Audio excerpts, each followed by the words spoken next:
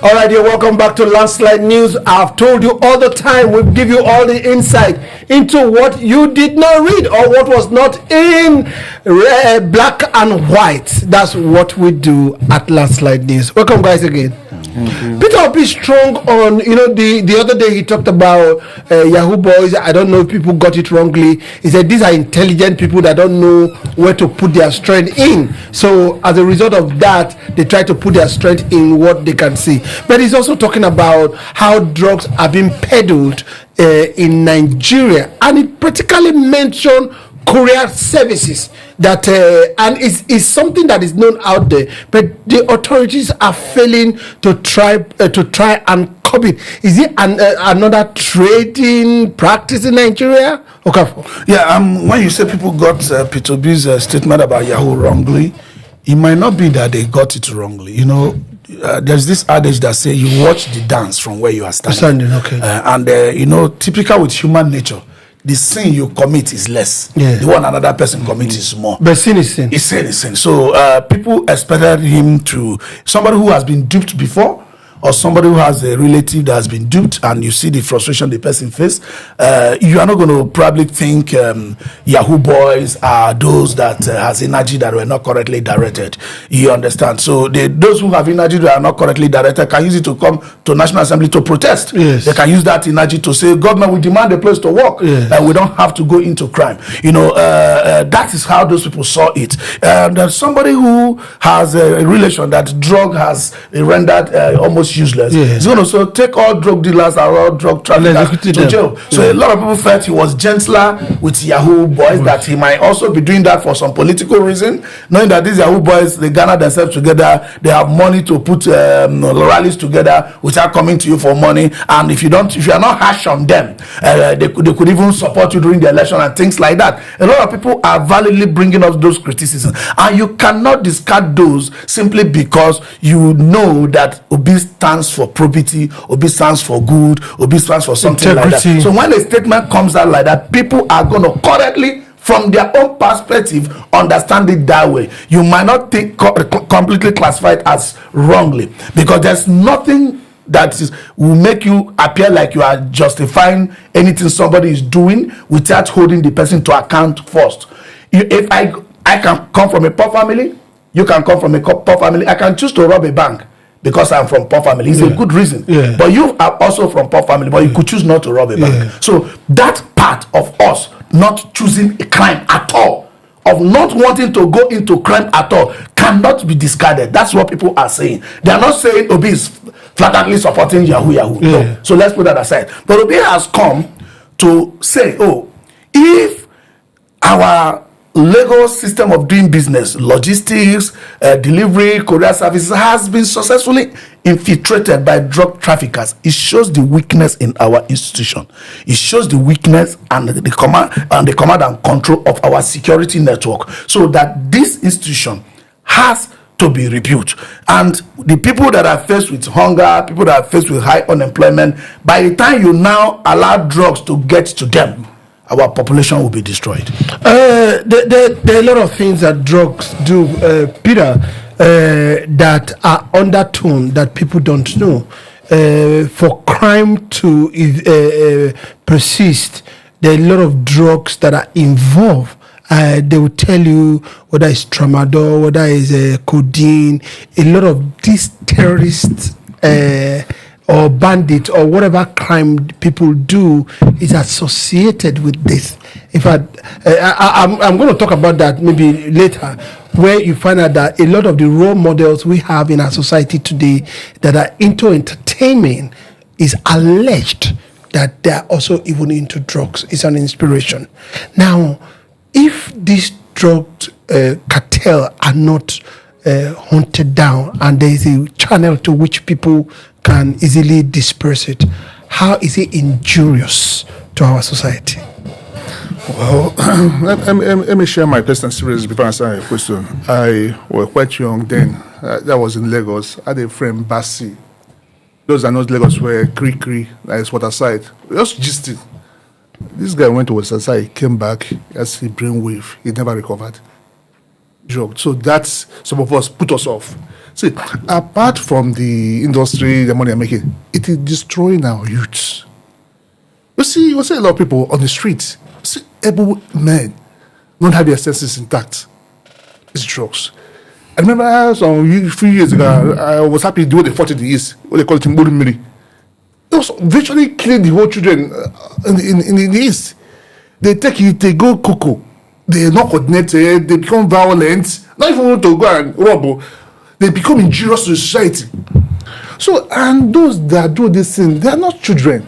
These drug cartels, these are well-structured criminal gang that should be attacked. A poor man cannot bring in drugs from China, from Brazil. This is a cartel that government needs to look into. Okay, for the fact that now, Obi have helped to pronounce this, that they've infiltrated our courier services.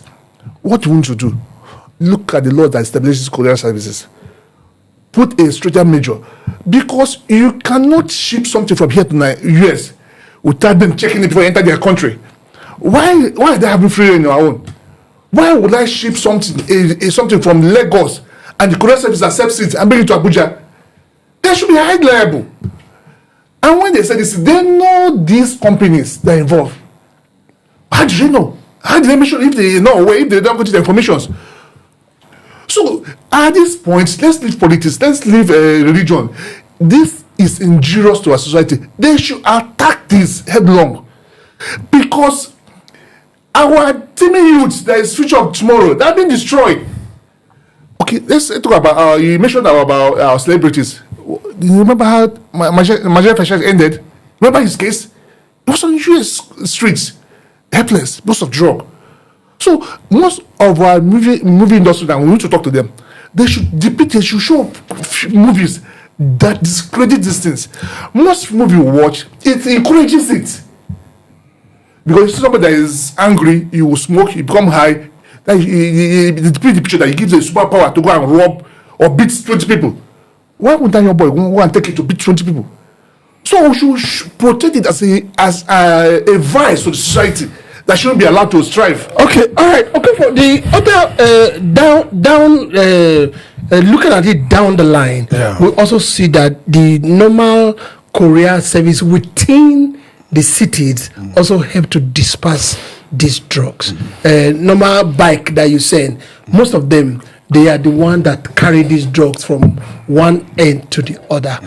There are agencies, because Night Post spoke about it as well.